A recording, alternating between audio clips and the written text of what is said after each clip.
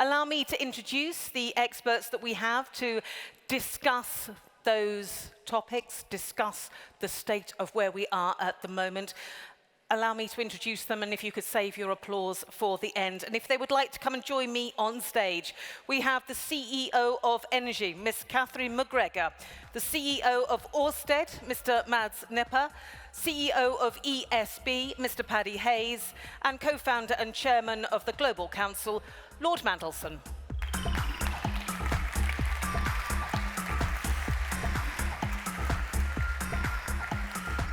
Thank you so much, thank you. Elaine, could I have one more handheld microphone, please, on stage? That would be lovely, thank you very much. Welcome, do take a seat. Fantastic, thank you. I'm going to ask you all a question, if I may, just to start us all off. This, and I decided to ask this while I was listening to Commissioner Simpson, because something that she said at the end, I scribbled down and I thought I'm going to ask all of you this. She said, we are now in a system that is more future-proof. That's what she said. And I would just, I can already see a smile here at the end. I would just like to know whether you agree with that or not. Quick show of hands in the room, more future-proof? That's as in yes, okay. Hand up on the panel. Interesting. What do you think? Are we? Definitely more crisis-proof. Okay. It was a system that was well tested last year. Loads of lessons learned. And from that point of view, I think, yes, indeed, a bit more future-proof because well tested. And I think we've implemented measures that will make us more crisis ready. But in future-proof, I think also sustainability. Mm-hmm. And obviously, we're not quite there.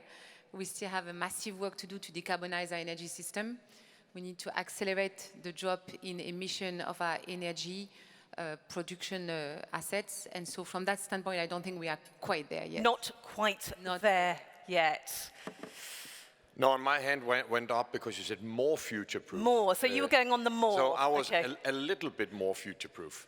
And one of the reasons for that is that obviously we in Europe we realize more than ever before that the best insurance policy we can get, both against being sort of in the hands of people we don't want to be reliant on, but also the fact that the best insurance policy we can get towards ever having those kinds of extremely spiking prices again is to roll out renewables and more integrated solutions in the future also with storage to an extent that we didn't think possible before.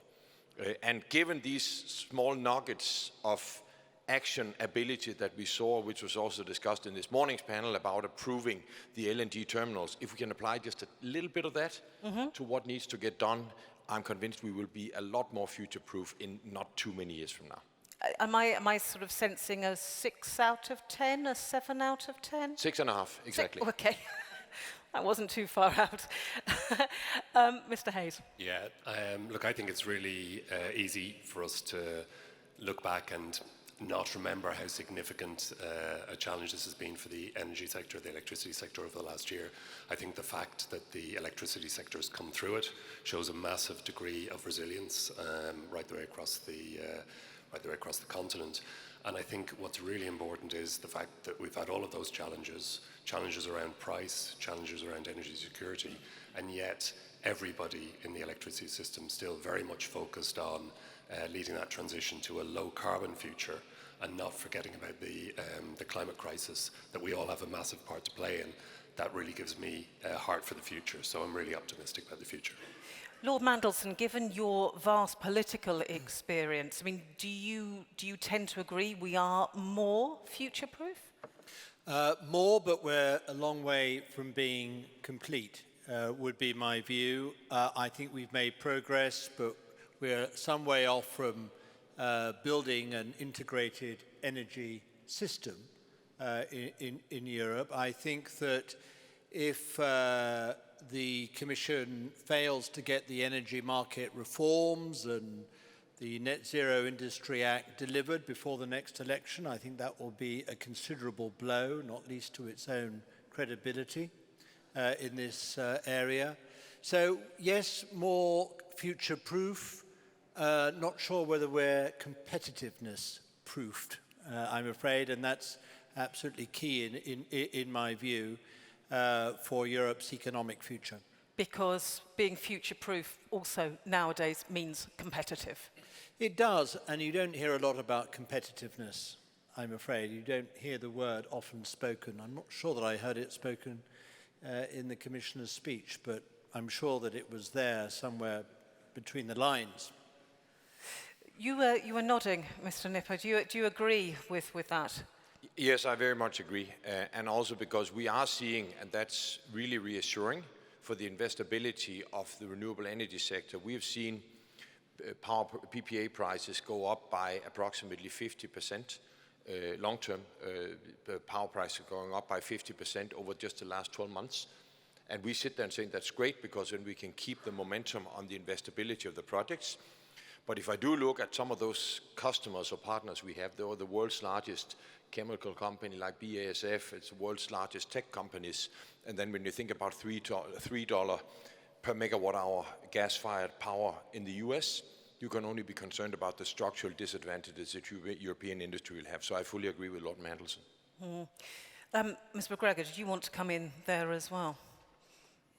In fact, we just did some work at ENGIE on the decarbonization pathway for Europe.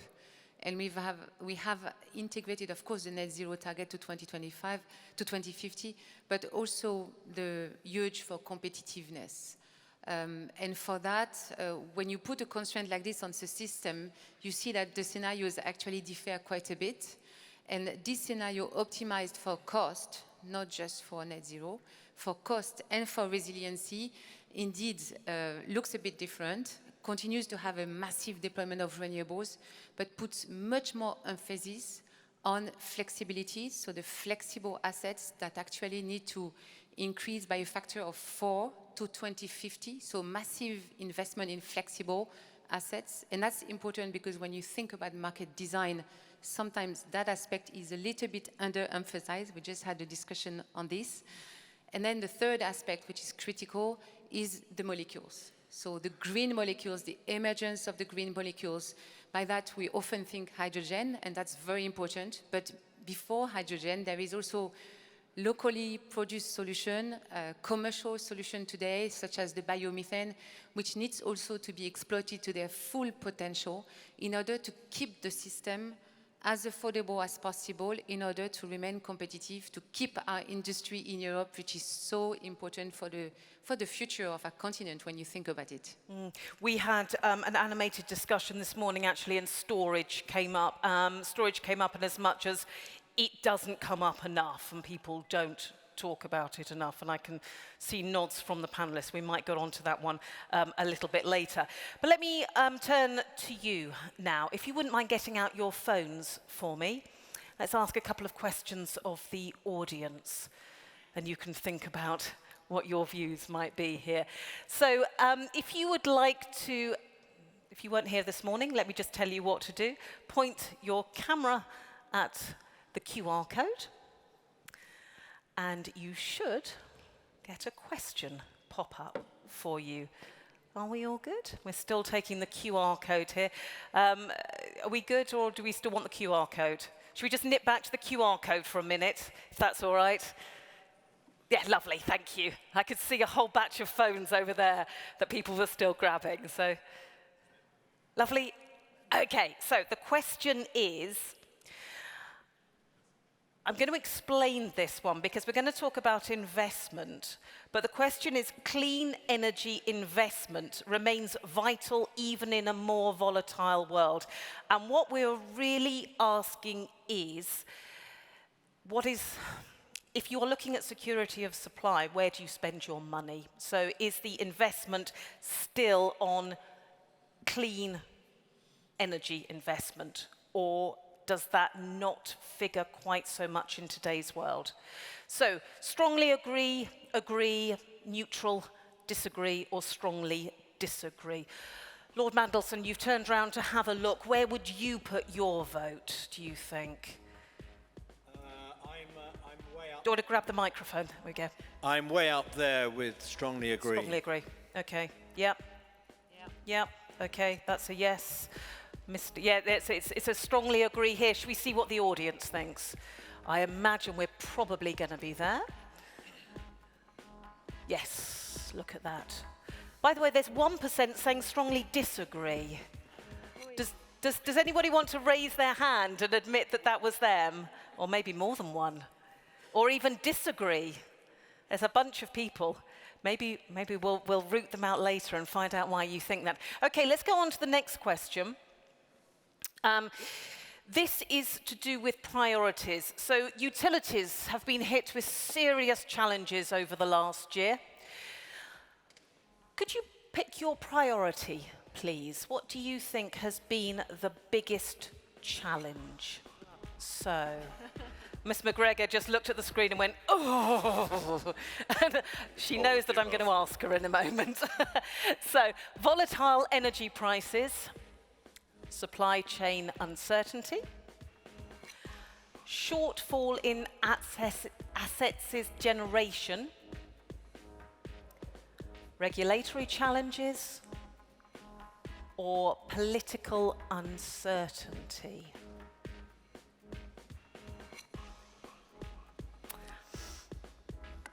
Mr. Nipper, you're smiling at me. Go on. Would you like to start us off before we see how the audience has voted? This is almost like picking between your children, isn't Yes. it? I would say that there's one really important one missing, which is the cost of capital. Okay. Because what we all tend to forget is that the fuel of renewable energy is capital. It is extremely more capital intensive than fossil fuels. And when cost of capital multiplies many times, or if you look at the total cost of capital maybe doubles, the entire value creation of renewable energy investments go away even before you count inflation, especially for some of the longer dated ones like offshore, where there's a long time between the award and the execution.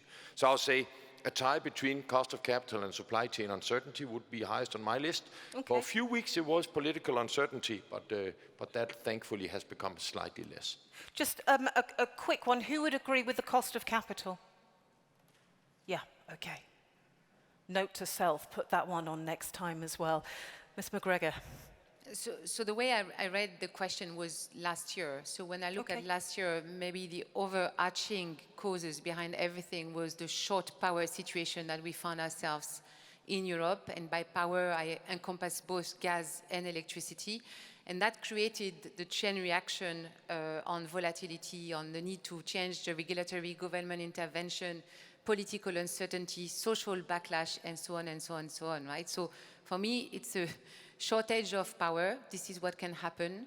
Therefore, action, massive investment in energy transition, make sure we have enough security of supply, enough redundancy, so that we don't get ourselves in this situation again, while at the same time, by the way, meeting the massive climate challenge that has not gone away. That's all. No, that's the ever-present background, and it is not background at all, it's foreground. Let's see the results, and then Lord Mandelson, I'll get you to comment on them. Oh, there we go. Volatile energy prices. I mean, in fairness, they are, other than that one, the others are regulatory challenges and supply chain uncertainty. Political uncertainty, 15%. Lord Mandelson, what do you think? Well, I think the bottom three are probably serious, but compared to the supply chain uncertainty and its knock-on effect on energy prices, I mean, the top two dwarf the other three. I think that's the point. Mr. Hayes? I think the answer is all of the above. They're all really, they've all been really challenging things, and what's been remarkable is that they've all emerged together, although, as Catherine, of course, has said, some have been driven by other things. I do think that in the very short term, or in the immediate term, the volatile energy prices have been very destructive for the electricity sector and for our customers, and very challenging for both business and residential customers right the way across Europe. And it goes to Lord Mandelson's point about competitiveness as well, and being able to withstand and manage those volatile trading situations. It's been very, very difficult for a number of electricity companies and companies within the energy supply chain. And in turn, it's been difficult for customers. And I think it's difficult to say this, but it has been a credit to the resilience or the financial resilience of the electricity system, and in some ways to the support that governments and Europe have provided in this area, that we have managed to ride through that situation, that really difficult situation particularly through last winter. And it gives us the opportunity to breathe now and to go and invest again and tackle some of the other issues that are called out lower down. So a chance to breathe again and invest again, but what is the challenge, your biggest challenge now that you are dealing with when you are looking at where you are investing, or indeed when you're taking that breath, what's the thing? So so as an organisation, we're investing in 3 different areas. So one is we're investing in more renewables, and I think similar to many in the sector. We're also investing in helping our customers to decarbonise. So we're investing in things like smart meters, or investing in electric vehicle charging or smart energy services to help customers decarbonise behind their meter. But we're spending a large amount of money that we would, in one way, prefer not to spend, but as a kind of in a mature electricity system, it has to be spent, and that's money on resilience. So it's things like grid-scale batteries, it's things like synchronous condensers to allow more wind onto the system. It's things like more reinforcement on the system to allow more renewables and more. It's storage, and that's the other area. It's things like flexible generation, open-cycle gas turbines, that we hope won't be running very much, in order to make sure that we've got the energy security to allow the renewable build to keep continuing. And those are the things that we're investing in the moment. And the 2 really big challenges for us there, on top of the cost of capital, one that Mads has raised, one is that supply chain, and that looking down into the supply chain, things like cables, things like transformers, things like switchgear, we're seeing long lead times and supply chain inflation. And the other one is skills. And I'm sure at some stage that we talk about new skills, about digitalization and skills around digital, but actually the hard traditional skills that are really important, people who will string lines, people who can join cables, people who can wind transformers, those skills are in really sharp demand now, given the amount of investment that we and all the other electricity companies have to make to deliver the green transition. Let me come on to the challenges that are facing you two in just a moment, because seeing as you've mentioned skills, let's just stay there for the moment and talk about that challenge of having the right people in the right place. And that is a global issue. That's a global challenge. And I wonder, Lord Mandelson, whether that also comes into your the competitiveness of the industry, the skills, the people, moving that around as well. How does a company, an industry deal with that when every single other country at the moment and industry are after the same type of skill set? Well, it points to the responsibility and the role of government. Obviously, industry companies have a big role to play in raising skills levels. But this points to the total business environment in which industry is operating. And that total business environment it has a number of elements to it. Infrastructure, regulation, taxation, all these are very important. But we do have a problem in Europe over skills. We have a problem over the large number of people who have become economically inactive. We need a bigger workforce. We need more people, and not only do we need more people working in our economies, we need to raise their productivity. Those are the twin keys to future economic growth. How many people are working and how productively are they doing so? And we haven't got either of those things covered yet in Europe. And also, how many people, how productive, but the right skills that are from the right education, right from the very, very beginning. The skills, we're looking again at future-proofing, but the skills that are there for the industries as they develop. Some of the member states do this better than others. Some member states concentrate a great deal on getting as many people into universities as possible. Well, there's a large sort of segment of the cohort who don't want to go to university, but they shouldn't be written off from a skills point of view. They need other avenues, other ladders to climb, other ways of acquiring skills which are really, really relevant for the industry. Ms. MacGregor, this is something I imagine you deal with. This is one of your challenges. Yeah, for sure, because we need quantity, but also new type of skills. So the other day I had this conversation with one of my managers that he needs people for hydrogen projects. And he tells me, well, it's very difficult, I can't find anyone.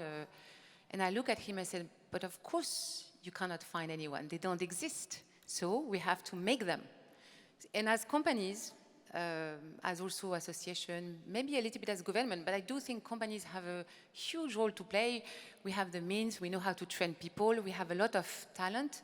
For example, in my ex-thermal organization, I have incredible industrial-minded people. So I ask to take 20, 30 of them, put them in a program, 6 months to learn about electrolyzer, hydrogen, safety, etc. In 6 months, I think I can get 20, 30 hydrogen experts. So we have to grasp this problem and to be honest, find solutions. I think in companies, in the world of companies, we can do that. We have the means. It's small scale, but still we can bring a difference. And maybe to add a couple of positive maybe nuances to what the gentleman was saying, Europe has also this formidable opportunity to be a labor market. So, I was in Germany last week, I was meeting my team, and I was thinking, well, we're just recruiting new talent for our renewable projects. We're investing massively in renewables in the world, notably, hopefully in Germany. And these young people, we bring them on German projects, but in 2 years' time, they can go to Italy, they can go to France without a visa. I mean, how lucky and how incredible careers we can offer as companies that work in different European countries. And there is an ease of doing these things. So there are a lot of positives about being European also that we need to highlight, and also a lot of levers that we have as companies. Maybe the last point I would say is that I believe that we are a super attractive sector. We are an unbelievable sector. We like to say we are the place to be. We have massive investment to make. Generally at home, it's in our domestic markets that we know well. And these investments are going to literally transform the world for the better. I mean, how appealing is this when you think about it for young talent? We say a lot that young people, they want to have a purpose, they want to have impact. Where else to go, frankly? Where else to go? So I think we have a few advantages that we need to draw on to. And then my last statement, and then I'll shut up, is also we have to help this talent to see that. And in fact, we were discussing again earlier that often when we talk about energy, even in the newspapers, we talk about our disagreement. We talk about the fight, the Council, they couldn't argue. Of course, if I'm a young person, I read the newspaper. Do I want to go to a sector where people argue and everything? So I think somehow we need to show this sector, this industry, in the positive limelight that it truly deserves, because it's extraordinary what we have to do. We need so much energy and talent, and we can. I don't think it would be lying to them. I think we're just a little bit stuck in our own arguments and debates, and we have to unleash a bit more positive energy. Quick question to the room. Yeah.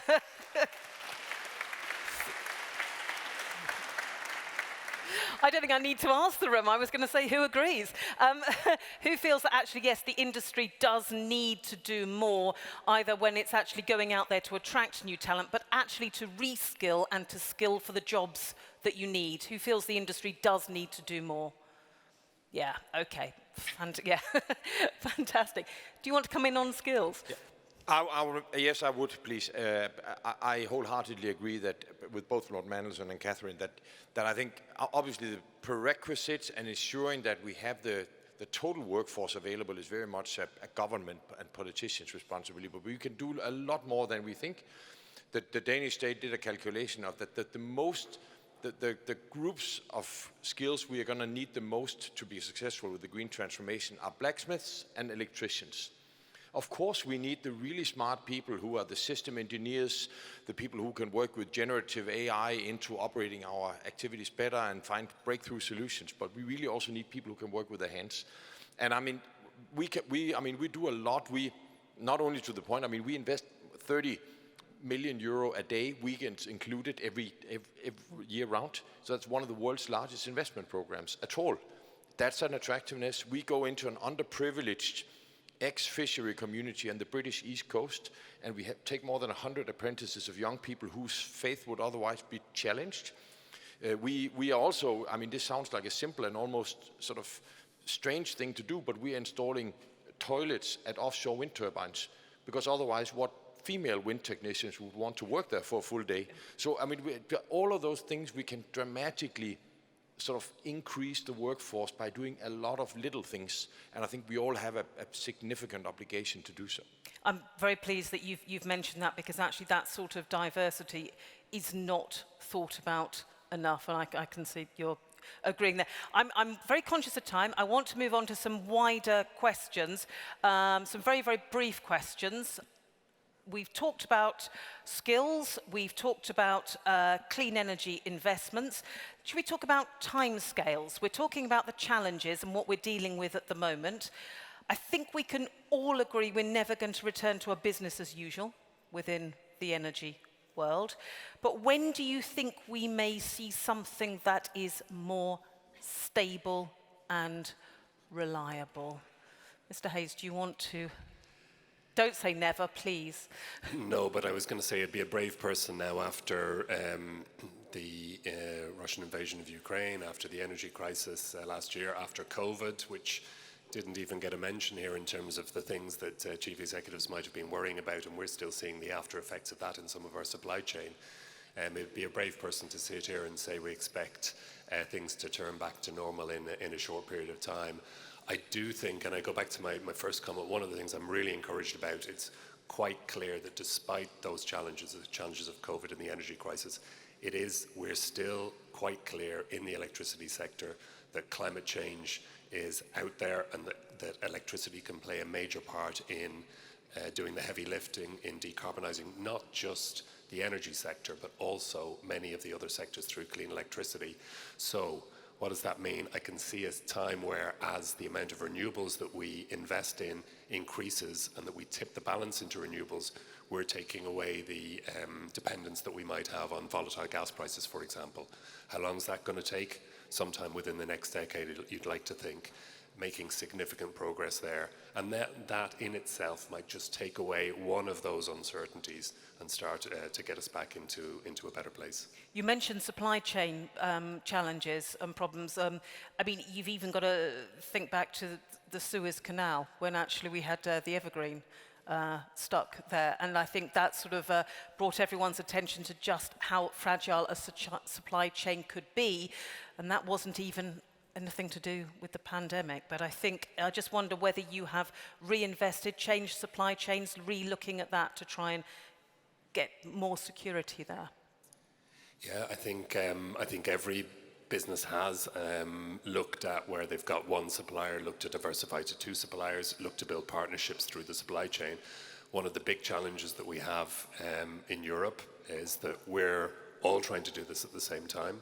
Of course, America's trying to do it at the same time as well. So there are incentives for everybody to try and do the same thing. So we've got this bubble of demand that's working its way through. Ultimately, my belief is that the supply chain will see that demand coming and will gear up to deliver against that. And in that respect, then, the clearer the signals can be about the scale and the scope and the pace of the investments that we're collectively trying to make, the better it is that the supply chain generally can respond to that and do that in a measured way that's less about the boom and bust cycle. Because people will invest if they see investments, a gigawatt this year, a gigawatt next year, a gigawatt the year after. People will come and make the investments in supply chain. If they see 3 gigawatts this year and then nothing for the next 3 years, sure. Why do they do it? So that stability is going to be really important. Mr. Nipper. Yes, and to build on what Paddy said, I think it's extremely important we realize that our supply chain does not even pre the pandemic come from a healthy place. It was not only poorly financially performing. Best example is obviously the 3 major Western turbine manufacturers. It was also generally, if you look at the many small suppliers, poorly capitalized. And so if only 1 or 2 orders went wrong, that is actually life-threatening to the company. So I think it is clearly about scaling up, but it's also realized that we need to do things in a different way because volume won't solve it all. And that is why I think we need to embrace, as some of the biggest investors in energy and developers in renewable energy, we need to think systemically, what does it take to get not only a scalable, but also a much, much healthier supply chain without passing on an exponentially higher cost to the consumer. And that is where, that is a wicked challenge, but we need to embrace that because otherwise we will for sure not get those investments. I actually think that some of the governments are delivering. For example, the Danish and German government in offshore wind, they're delivering much larger solicitations, 7, 9, even up to 14 gigawatts at the same time, which creates a huge visibility, and that's great. But on the other hand, if those orders won't ultimately be profitable to get in for the supply chain, we will anyway end up buying more from parts of the world we might actually not want to buy a whole lot more from because it's simply too expensive to buy in our parts of the world. I mean, we just heard Mr. Hayes say within the next decade he would hope a more stable environment. Is that the sort of timescale? Would you like to narrow it down a bit more? I think there are some sectors that are the hardest hit that will be significantly faster than that. Okay. Just think about heavy lift vessels that are installing offshore turbines and foundations. Right now there's approximately 15 heavy lift vessels that can handle the latest generations of equipment. And there are final investment decisions on an additional 15 already. So that means that within the next 4 years, we'll have 100% higher capacity in that industry. Of course, that'll mean something. Whereas on some of the other more financially challenged sectors, it'll take a lot longer. But as somebody said in a previous panel, we aren't any stronger than the weakest link in renewables. So I think we need to embrace almost at an industrial level with the electric, wind Europe and so on. We simply need to have a more systemic and structured approach to that. And let's not forget about hydrogen. Because as Catherine said, the hydrogen or the Power-to-X market does not exist, and scaling that up through wisely put incentives like, for example, I mean, giant projects like the one we have, Green Fuels for Denmark, are examples of something that doesn't come without a healthy and scalable supply chain. It's not easy to do, but we must do it. The flexibility there then that you would have. Would you like to put a time scale on when things will be a little more stable? Actually, I'm not going to say a little more stable, but when we can expect stability, Ms. MacGregor, where would you put that? No, it's a tough one. Maybe in the current system, pretty much everything else being equal, I think the shortage of Russian gas to the world market is going to be with us for a few years, probably 26, 27. So one can expect, even though we are very pleased to be in the situation we are today in terms of gas storage, etc., that tension and volatility might stay with us until then. But then I agree with the vision that was crafted. If I take a bit of a more medium to long-term route, I do, and I am convinced, that's why I invest so much in renewables and flexible assets in the green molecules and the integration thereof, that this is the right way to build a low-carbon, affordable, and resilient energy system. But it's going to take a bit of time. It needs concerted effort. It needs an acceleration, big time.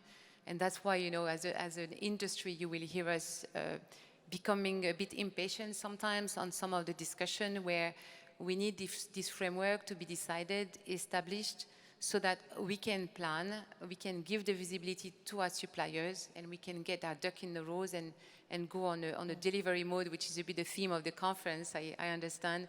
And I support it. We don't have much time, because otherwise this vision is going to be messed up. If we don't get our act together, we won't have time to get to our decarbonization goals, to give the resiliency to the system that we need. And then who knows what can happen in terms of social backlash. And because we didn't talk too much about it, but there is also the topic of acceptability of the energy transition. In Europe, we are a bit privileged. We have this broad support to the energy transition, to the decarbonization goals. I think it's quite broad, it's well shared among member states, which is fantastic, but the social acceptability on cost of energy is not infinite. I mean, and I would actually say it is finite. And so we have to take that into account. It is our responsibility to make sure we get it right, which is why this resiliency and this cost is so important. So we have to get on with it.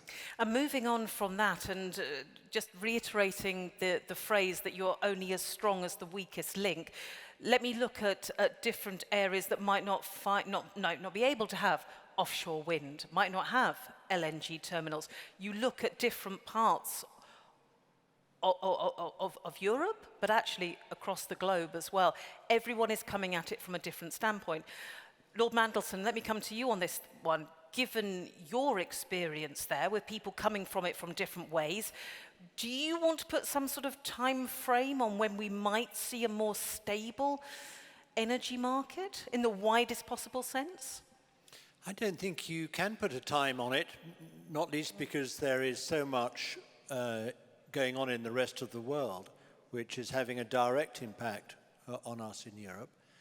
A lot of which is unpredictable, and none of which, I'm afraid, at the moment, as I see it, contains the seeds of resolution and stability. I mean, as I think I've made clear, I think that the twin challenges Europe faces are decarbonisation and competitiveness.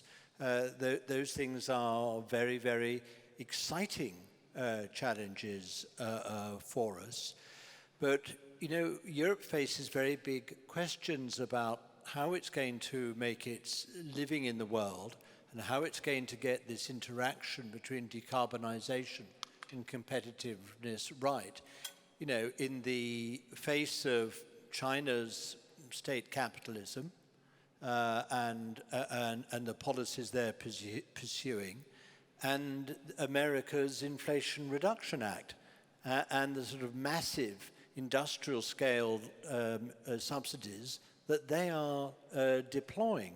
Now, both from the perspective of China and the United States are challenging market principles and trade rules in an unprecedented way. And we in Europe, therefore, have got to sort of navigate our way through these tumultuous forces, actually, potentially, which are not going to be easy for us to do, not least because those two great economies and nations themselves are having huge difficulty in establishing stability in their own relationships. I think that both of these countries need to find a better way of understanding the other in order to avoid worsening economic and security relations between them. So I'm not going to put a time scale on it. I think we just have to be prepared in Europe in a much more sort of coherent way, an assertive way, identify our own interests, and then marshal our own forces and our own policies to make sure that we can both project our sort of values in the world, but protect our interests in the world. I don't think we're doing that adequately at the moment.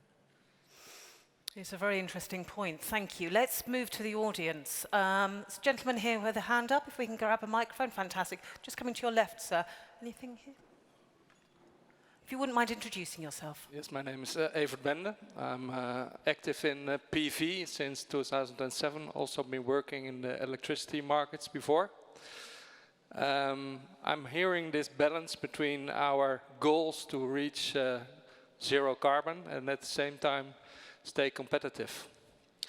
And I've heard Commissioner Simpson, and what I really like about the European Commission is that they make solid strategies and point where we should head for. And here in this audience, I don't hear the new mechanism CBAM, which stands for Carbon Border Adjustment Mechanism. So the gentleman referring to our competitiveness, the European Commission is thinking about that and implementing it. So it only needs to go faster. So I would like to have a comment on that. Okay.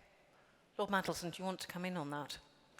I think the Commission is very committed to introducing it, and I think it will face considerable opposition from everyone else in the world. Our chief ally, the United States, is not at all enthusiastic about it, and there will be emerging economies, quite powerful emerging economies, who will think that it's just another demonstration of European, I don't know, selfishness or protectionism or whatever.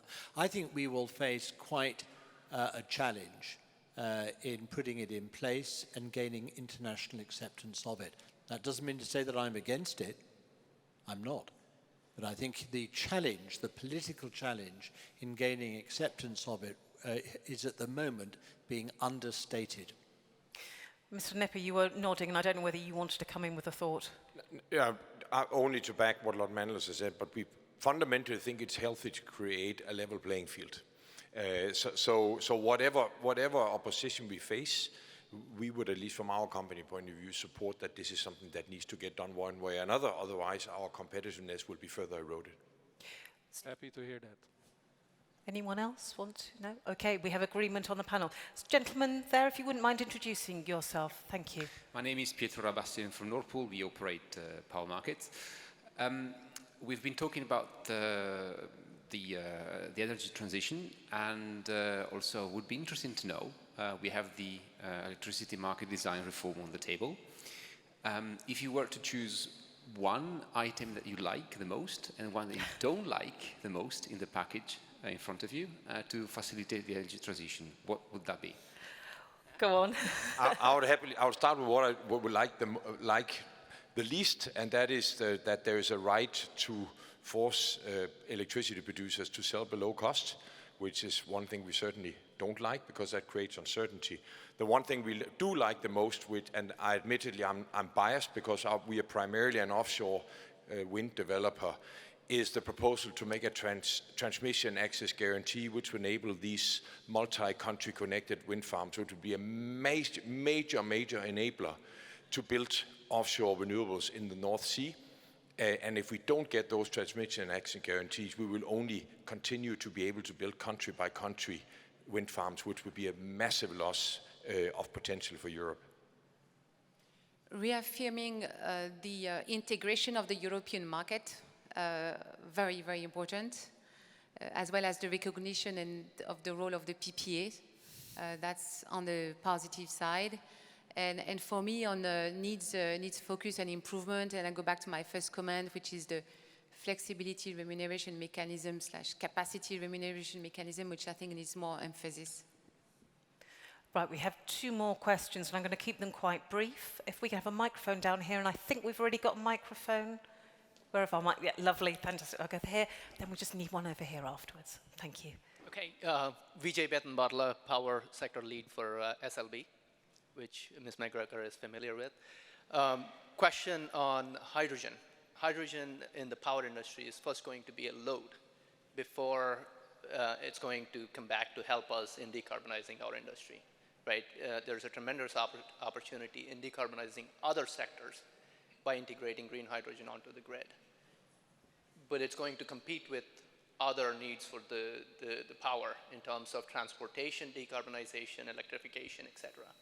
Well, how can we manage this need to integrate these large loads into the existing system, both from a power supply perspective, networks perspective? We already see that large loads are being denied interconnection, Bitcoin mining, data centers, lots of places. So I want to get your thoughts on that. Mr. Hayes wants to go for that one. Yeah, I think what I'd like to speak to maybe is long-term storage, because that's, I think, what you're indicating is and that's just really important. Sasha, I know you said you were going to come back to it, so it's a really nice opportunity to do that. Thank you. So in the long term, I know for Ireland, and I think Mads would say also for Denmark, very shortly we're going to have a situation where we have, on the windiest days, we're going to have more electricity that we can consume ourselves, even at our peak, and more electricity than we can consume ourselves and export at the same time. So what happens then? While we have also an opportunity to continue to decarbonise by adding more renewables because of the diversity of load and so on. So what we're going to need long-term storage to take the surplus electrons at times when the wind's blowing and give them back. That's going to be good for security supply. It's going to be good for the transition to a clean future. And it's probably going to be good for costs as well. So that ultimately is a really, really important kind of holy grail that we have to aim for. And now is the time we need to be thinking about that, how to get beyond exactly the challenge you're talking about there.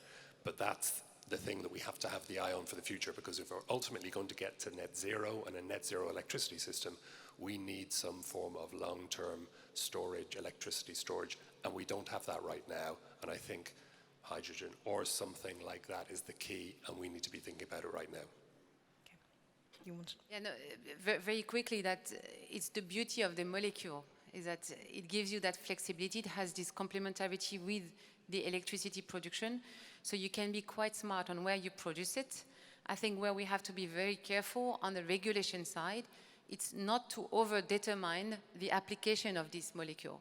So I think we have to let this market emerge and count on the creativity of some of these producers who will make this molecule exist. Then, obviously, with the infrastructure, the storage, and the pipeline, we will have an H2 market, hopefully as low cost as possible, to help decarbonize transport, maritime, aviation, and heavy industries. I think that's how we need to think about it, not over-regulate.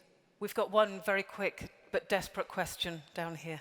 I'm not sure how desperate it is, but Bruce Douglas from Euroelectric. A question to Lord Mandelson about the future UK energy policy. Let's assume Labour win the next imminent UK general election. Could you tell us a bit about what we can expect from UK policy, as specific as possible? Thanks. As specific as possible. That's a very tall order for over a year ahead of a general election, Bruce. And I don't even speak for the Labour Party, as you know. There will be a very real, very strong commitment to this transition for two reasons. One, climate, and the other, Britain's industrial future. The two things are going very much hand in hand in the heads of Labour Party policy makers. There's been some excited debate around the Labour Party's announcement a couple of years ago that it's going to borrow and spend £28 billion a year every year for an entire parliament, whilst maintaining fiscal discipline. I would say that commitment has been turned into a bit of a sort of fetish, and that whilst it's very, very important indeed to establish how we can arrive at the best combination of financing this transition, that the public intervention and public borrowing and spending, whilst being a very important and key element of it, has got to be targeted and used in a way that levers in and mobilizes private investment and private capital. And I think that what you'll find is, for example, in the proposal to create a new company organization called Great Britain Energy, the job of GB Energy will be to channel investment and effort and focus into the private sector to see how the private sector can perform differently and better in realizing the goals of the Labour government. And it will be very focused on increasing the supply from the country as a whole, from the private sector, of renewable energy sources. This is not some great new state nationalized owned machine that's going to start grabbing everyone's assets and bringing them together under some great national state badging. That's not the design of the thing at all. It's very much to work in an interactive way with the private sector, and that's going to become more and more important as we approach the election, and understanding and recognition of how hamstrung an incoming Labour government is going to be financially, how important it will be to rely increasingly on the private sector to engineer and deliver this transition. And exactly as you say, whenever that election may be. Indeed. It has been fascinating to hear your views, your thoughts and your opinions on the panel this afternoon. Thank you so much, ladies and gentlemen, our expert panel. Thank you.